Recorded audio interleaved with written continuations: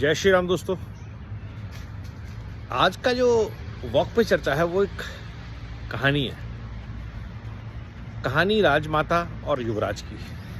मुझे बताने की जरूरत नहीं है, समझ गए होंगे। राजमाता को बहुत साल पहले पता चल गया कि सत्ता जो है वो एक जहर है।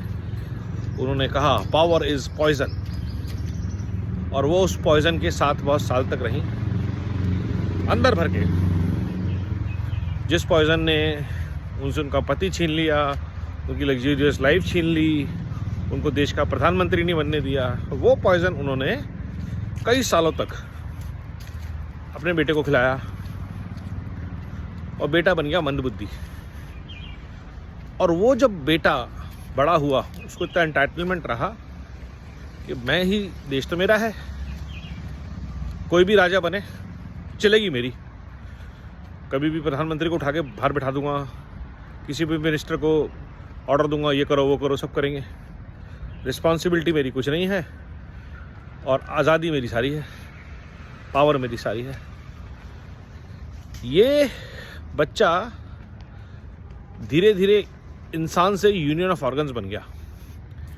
इसके शरीर का हर हिस्सा जो ऐसा दिखता था वैसा काम नहीं करता था। तो इसके मुंह से जो निकलता था वो शब्द नहीं थे, गू था। और इसी तरह इसके कानों में जो चीज़ें पड़ती थी या नाक से जो चीज़ लगती थी तो यूनियन ऑफ ऑर्गन में कन्वर्ट हो गया ये। 2014 तक ठीक ठाक था, जैसा था चल रहा था, जो वो कहता था सब मानते थे। और ये नशे की बोतल, जहर की बोतल का मज़ा पूरा आ रहा था।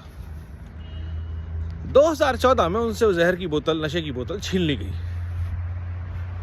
और जो बालक इस नशे में, इस जहर के नशे में धुत पूरे देश पे राज करता था, वो सड़क पे आ गया।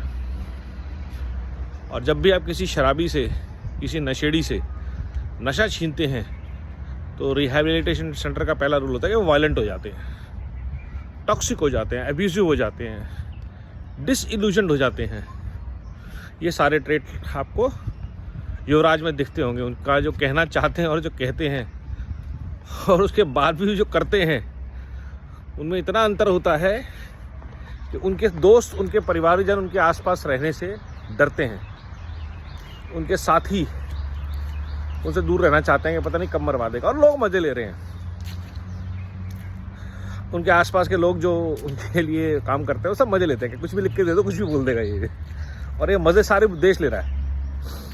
नतीजा ये कि उन्होंने एक पॉलिटिकल पार्टी को ख़त्म कर दिया जानबूझ के। बड़ा प्रयास किया उसके लिए उन्होंने कि उस पॉलिटिकल पार्टी ने उनसे उनकी आज़ादी छीन ली थी। ये जब हुआ तो युवराज ने इसके लिए मेहनत करी, इस पॉलिटिकल पार्टी को खत्म करने के लिए, पिछले 10 साल में और पिछले 14-15 साल में अंतर कलह करा के पार्टी में लोगों को निकलवा के, टाइम ना दे के, रिस्पॉन्सिबिलिटी नहीं लेके, ये सारा काम उन्होंने करके दिखाया युवराज ने। आज नतीजा ये है कि 10 साल से लगातार वो जो युवराज है वो देश में अनाप शनाप घूम रहा है, लूज टॉक कर रहा है, एक पागल बालक की तरह। करना ये चाहिए था कि इनके इलाज कराना चाहिए था, इनको किसी बौद्धिक यात्रा पे जाना चाहिए था, इनको मेडिटेशन पे जाना चाहिए था, इनका एक पूरा कोर्स होता तो शायद कुछ उम्मीद थी। लेकिन आज की डेट में अगर आप बात करें तो उनका परिवार, उनकी पार्टी, पूरा देश, उनके समर्थक सब बड़े नाउम्मीद हैं उस युवराज से। क्योंकि उस युवराज का सिर्फ आज की डेट में काम जो रह गया है वो है रावली आपा मचाना।